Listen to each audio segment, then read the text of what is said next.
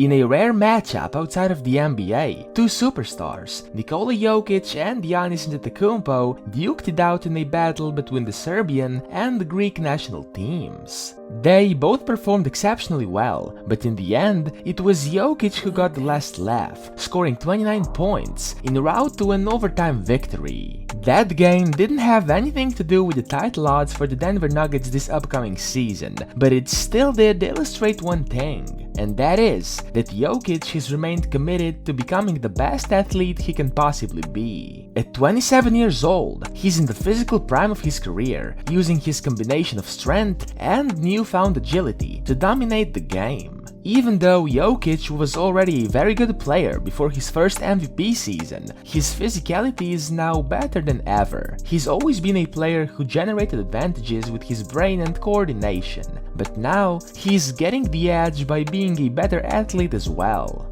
Past 2 seasons.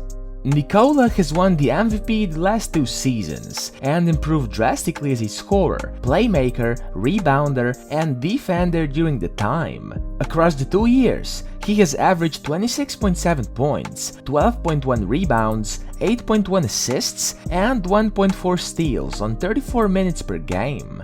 He has also been averaging 57.5% on field goals and 36% on 3-pointers. Nobody else in the NBA has been able to put up those numbers consistently, and that's exactly why he's won one of the most talked about awards in 2 consecutive seasons, which also impacted the Nuggets franchise big time. The MVP debates in each season were contentious, with Joel Embiid showcasing dominance, Giannis putting together 2 outstanding seasons, and Stephen Curry being on the edges of the conversation in both years. And then there was also Luka Doncic, who is a whole other story. Even though at first there was some hesitance to credit Jokic, the numbers and impact were undeniable. By the end of each season, Jokic's MVP case became ironclad, which reflected in the voting totals.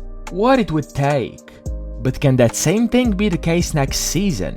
To put it up simply, it seems impossible that Jokic could win another MVP, his 3rd in a row. Only 3 players in NBA history have actually managed to do it, and those were Larry Bird, Wilt Chamberlain, and Bill Russell. It hasn't been accomplished since 1986, and there's a very simple explanation why. It is extremely difficult to be credited for being that dominant and impactful for 3 straight calendar years. Not impossible, but extremely hard. Even Michael Jordan and LeBron James never managed to accomplish it, even though some have argued that they should have won it in various years. For Jokic, it would take a miracle to win a 3rd straight time. Regardless how good he is, he just isn't viewed in the same renowned light as Bird, Wilt, or Russell, let alone LeBron or MJ. For Jokic to win a 3rd consecutive MVP award, a confluence of events would have to occur. Firstly, he would have to improve upon his previous numbers. The numbers should go from 27 points,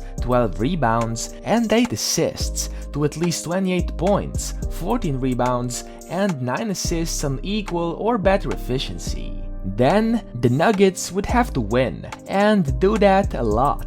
58 wasn't enough for LeBron back in 2011, 69 wasn't enough for MJ back in 1997. The Nuggets' record for wins is 57, and they would have to break that record in order for Jokic to have a chance. What's also worth mentioning is that Jamal Murray and Michael Porter Jr. are returning, but they cannot be the only difference makers. Even though the fans will rightly hope for Murray and MPJ to return as difference makers, it will be easy for MVP voters to justify crediting those returnees for Denver's success rather than Jokic. If either of those two, or both, make All-Star games, the no-help narrative that helped Jokic win the MVP last season will work against him this coming season.